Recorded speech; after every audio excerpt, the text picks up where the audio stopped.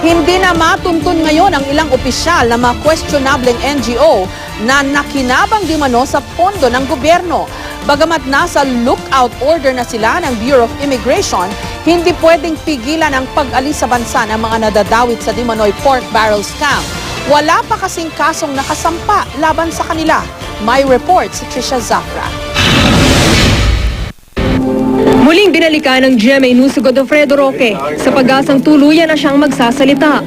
Si Roque na opisyal ng 5 sa 11 kahina-hinalang NGO na sabit sa mga maanumalyang transaksyon ng gobyerno, una naming natunton sa kanyang bahay dito sa Guagua, Pampanga noong Agosto.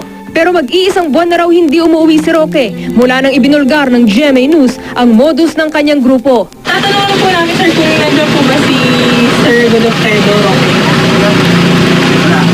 Wala po siya. Pero nandito pa rin po siya. Nag-stay. Out of town.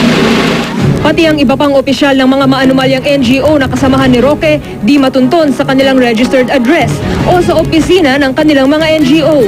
Sina Marilu Antonio at Maria Apolinario halimbawa, itinanggi ng aming mga nakausap na nakatira sa mga address na nakarehistro sa kanilang pangalan. Yung Marilu Antonio po, ma'am, wala ho talaga yan. Wala pong Maria Apolinario. Wala po. Tanging si Marilu Ferrer lang ang muli naming nakausap. Pero gaya nung una, tumanggi na naman siyang magpaunlak ng panayam.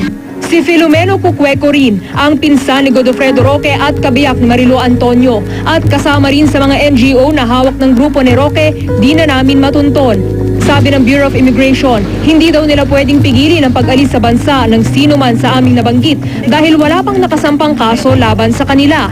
Kaya ang tanging pwedeng gawin daw ng BI sa ngayon, We remain on the lookout na abangan namin kung sino ba yung mga tao na dapat talaga naming pigilan. So sana we can fast track kung ano man yung investigations na nangyayari and mapigilan natin umalis yung mga dapat nating pigilan. Kaya hiling ng Transparency and Accountability Network, sana raw maimbestigahan ang iba pang NGO at tauhan na maaaring sangkot din sa irregularidad. Kung tataka sila sa mga bansa na wala tayong extradition treaty, mahirap po kabulin yung mga yon.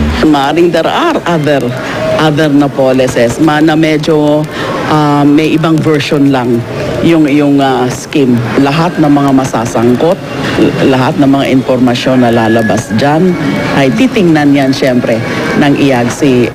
Trisha Zafra, GMA News.